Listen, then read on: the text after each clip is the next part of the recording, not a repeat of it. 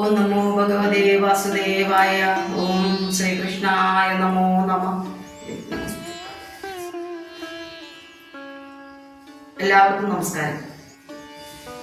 ശ്രീരാമകഥാമൃതം നമ്മൾ പറഞ്ഞു നിർത്തിയത് രാമന്റെ പാദകവുമായി ഭരതൻ അയോധ്യയിലേക്ക് മടങ്ങുന്നതാണ്. അവിടെ നിന്നും ചിത്രകൂടത്തിലെ താമസം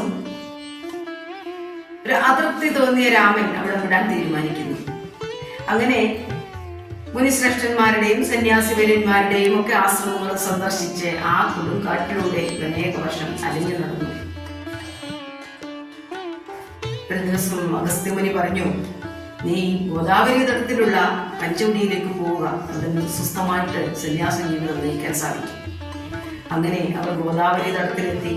പഞ്ചവടി എന്ന ആ മനോഹരമായ വനപ്രദേശത്ത് ലക്ഷ്മണൻ ഒരു കുടിൽ തീർക്കുന്നു, ഇവിടെ താമസം ആരംഭിക്കുകയാണ്.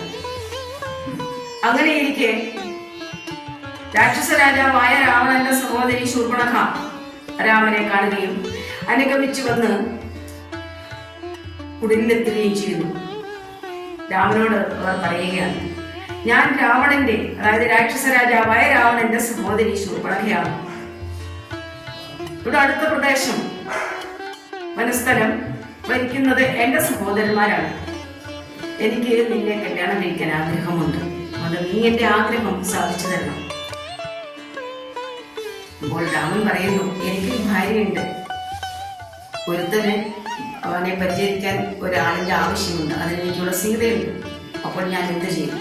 വളരെ ലാഘവത്തോടെ ശൂർപ്പണഖ പറയുകയാണ്, രാക്ഷസ സ്ത്രീയാണല്ലോ, അതിന് കുഴപ്പമില്ല, അവളെ ഞാൻ ഭക്ഷിച്ചുകൊള്ളാം, എന്നിട്ട് നമുക്ക് സുഖമായിട്ടുണ്ട് ജീവിക്കാം. ഇത് കേട്ട രാമൻ വളരെ പുച്ഛത്തോടെ ഒരു ചിരി ചിരിച്ച് അവളെ അങ്ങനെ സൗഹൃദം നോക്കുകയാണ്. ഈ വാക്കുകൾ ഭഗവാന്റെ പാദത്തിൽ അർപ്പിച്ചുകൊണ്ട് എല്ലാവർക്കും ഒരിക്കൽ കൂടി നമസ്കാരം.